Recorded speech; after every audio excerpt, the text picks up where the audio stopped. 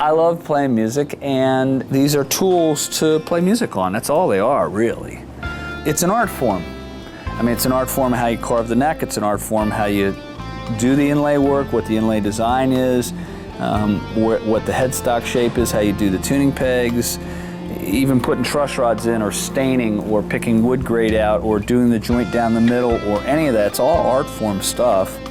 What you're looking at is a combination of theories that have been put into practice, theories around wood types, around wood drying, around finishing techniques, around the right kind of glues. When it adds up, I should be able to pick it up and get it to ring, right? I mean, anybody can hear that. It sounds wonderful. So there's lots and lots of theories about wood and which ones are tone wood and which ones aren't, and we're applying them all here. We have skilled wood buyers that do nothing but search the land for the best curly maple. Only about 1 in 1,000 maple trees is really curly, so you've got to really search for it. In terms of how you grade it, I thought when we started it would be graded all the same. You get the luck of the draw, but people would call me and go, "Now, Paul, you go out and pick me a real nice one out." And so we had to start to grade it into custom, 10-top, artist grade, private stock grade. I was in junior high school, soldering jack cords back together in my bedroom, taking a guitar apart and looking at the inside of it and going, "There's nothing in it." I couldn't believe there was nothing in it. You take the pick guard off and there was 2 little teeny round things and a couple wires and 1 capacitor. I looked at it, there's nothing in it. So there was a moment where I was in the Sears catalog and there was a Tisco with Del Rey green sunburst guitar with 4 pickups, and I realized, well, you still had to fret it, you still had to glue the fretboard on, you still had to spray the sunburst, still had to sand the finish, still had to wire it, still had to wind the pickups, they had to do everything. I thought, why don't you just do it right the first time instead of like okay, right? Because the difference between a $2,000 guitar and a $100 guitar was you did all the same stuff.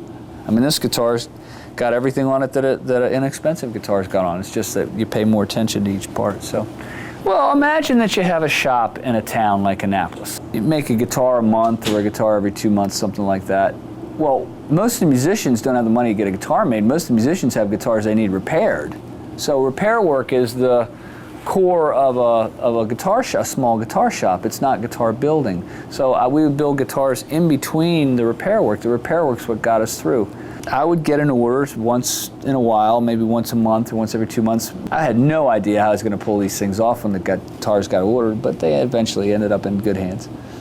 Anything that was really musical was an inspiration to me. So all the ones that were on my repair bench that were the real deal, the old Tellys that have been refretted 5 times, or the old Strats, old Les Pauls, Les Paul Juniors, Les Paul Specials.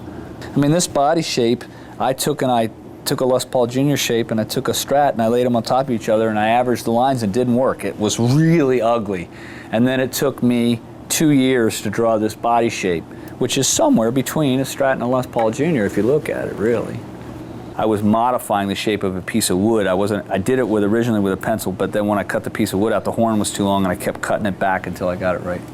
This is known as a PRS shape. I mean, look, when you're in a band, the first thing you do is you do cover songs. And then eventually you write your own music. And every musician will tell you where they borrowed the feel or the groove or the inspiration. It's the same thing. This is a song, really. There wasn't a guitar making school. I would go to Weaver's Violin and talk to the violin makers there, or I would go to Ted McCarty and talk to him, or I would go to repair people like Marty Birch at Washington Music, or wherever I could be or go to get that kind of information. They didn't teach it in college. I got in as fast in the mentoring schools as I possibly could. I was the repairman in DC, but I was the guy in Annapolis, so if you could get your guitar repaired in DC or Baltimore, you just stayed there with those repairmen. But if you had the really hard one, they go, damn, I got to go see Paul. So then they would make the drive. So I got all the really difficult repairs. The Explorers that had lost their headstock, be broken off 3 times, and it would be dripping in Foxy Poxy, or things had been refretted so many times that you could pull the frets out with your fingers. I got all those jobs. We have a very unique drying process for our wood here. We're very careful about the woods we pick. This thing's ringing real nice. I mean, you can hear it's all ringing the same note. I mean, it almost sounds hollow, but it's not. Well, if the wood's sopping wet, obviously it's not going to ring, right? If the resins in the wood aren't crystallized, it's not going to ring. What's interesting is the pieces of plywood that have been through our drying process ring after we get done. As far as the stains go, well, the whole staining idea is that you want the wood to jump. To stain this blue guitar is very, very different than to stain the yellow and brown one. This is called Blue Mateo, this one's called Yellow Tiger, and this one actually has a color on top of the wood, a cherry color on top of the wood. So there are people in this building that have spent their entire careers doing nothing but what you just asked. How do you stain it so it's beautiful? There are people in our private stock department that are doing things with wood I've just never seen before. It's just gorgeous.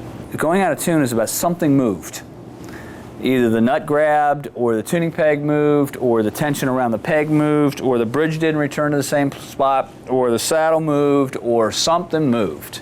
And so we run 6 knife edges, where Floyd Rose runs 2 knife edges, and very often the Fender ones don't run any knife edges. We run 6. There are 6 little notches in these screws, okay? The second thing is the ball of the string has to be pretty close to the top of the bridge. So the ball of the string's not right there, it's way down in the block so that the string doesn't stretch up over the saddle. The next thing is it's got to not catch on the saddle, so the saddle has to be smooth, and the edge on the bottom has to be smooth, which we've done. The nut has to be made of a very hard material that won't wear out but also won't grab the string, and then this has to be locked in place where there's no winds on the peg. Otherwise, you're going to have a problem. Also, if the tuning peg screws on the outside are not tight, it'll go out of tune. So going out of tune is about something moved. I was always making pickups in the old shop. I would have used a brand of pickups, I think, except it put us in a position we couldn't experiment all the time. And these are the microphones. This is the singer, the guitar is the singer, and these are the microphones. They're magnetic microphones, basically, right? It's like being in a studio and you have the singer there, but you're locked to one kind of microphone. I don't think it's a real good idea, right? So very often with a model of guitar, we'll change the pickups that we use. What's in the Starlet and what's in this guitar and what's in this guitar are very different. Different microphone to do a different job. And if there are 8 guitars in a rack, when the lights go out in a concert, if he doesn't grab our guitar, I haven't done my job well enough. So I'm looking to put the right pickups in it for that guitar to do the job that that musician wants him to do. I look at these clearly as tools for musicians to do a job on, which is they're trying to make their living. We're sitting in the acoustic guitar area. There's 2 acoustic projects going on in this building, but this one is for what's going to be the mainline PRS acoustics, and I'm in here every day looking at guitars, playing with guitars, working with Steve Fisher. I work with Joe Nags every day. I work with the private stock team every day. I check private stock guitars every day. Before this interview, I had to go work on a few guitars. My job is to put the right people together and make sure that everybody's taught well, that the whole thing works, and that people are free to be artists. I don't want to, restrict what they need to do as artists. Otherwise, really gifted people won't stay. You're taking super glue somebody in one spot, you don't really want to stay there very long, right?